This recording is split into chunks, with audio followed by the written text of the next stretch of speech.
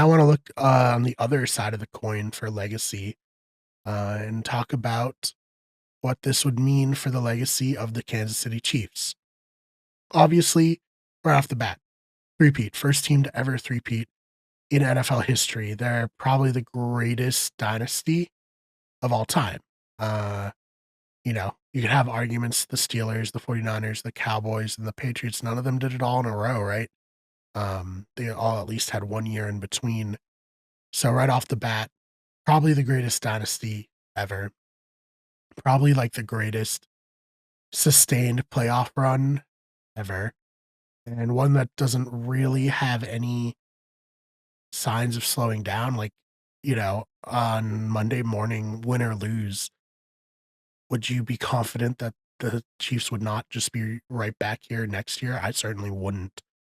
So they have a chance to really do a lot there. For Andy Reid, this would be like the crowning achievement in his career in terms of he was known as a choker. You can look like urinating tree. He's a huge if you know me, you know urinating tree, right?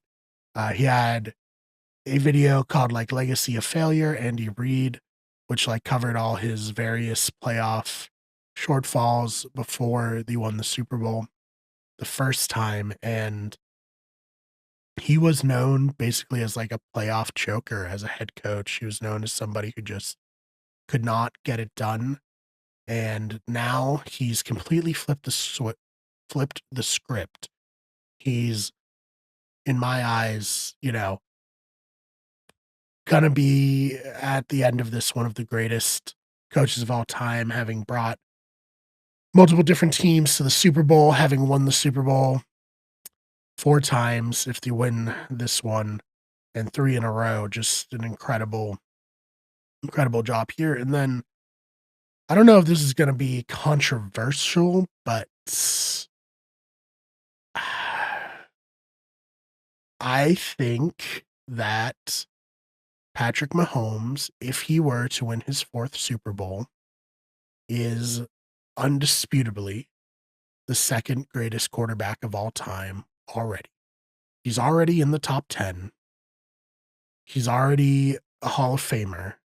If he wins 4 Super Bowls in his first, 7 years as a starter, he's the 2nd greatest quarterback ever, period. There's no argument, and I think you can start planting the seeds for the argument, if people have not already done so, for him being the greatest quarterback of all time. He has 3 more Super Bowls to go if he wins this one, 4 more if he doesn't, but I'm confident that he's gonna win this weekend, and, he's so young that he is in a prime position to just continue to win, continue to be a dominant force for years to come in this league. And, I think as long as Andy Reid stays his head coach, they're a threat to win it every single season. And even if Reid retires, he's still going to be there. So that's what's on the line for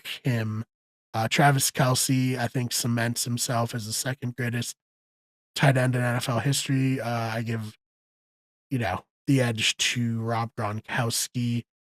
Um, And I just think that, like, this is really a team that is having the kind of success that we'll probably never see again. Granted, of course, I said that about the Patriots, and then here we are with the Chiefs, but to have someone come into the league and just immediately take it over the way Patrick Mahomes has is just unheard of.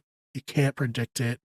Nobody can stop it. So that's what's on the line for the Chiefs should they win. Being, like, etched they're already in NFL history, but being, like, further, you know, to the point where you cannot tell or even start to talk about the greatest teams of all time without talking about these Kansas City Chiefs. So, if you're a Chiefs fan, let me know how you feel about everything that's happened the last few years. Are you nervous for this game? Are you confident? Would love to hear that. And what do you think the legacy of this Chiefs team is right now, and what do you think it would be should they win the Super Bowl? Let me know in the comments.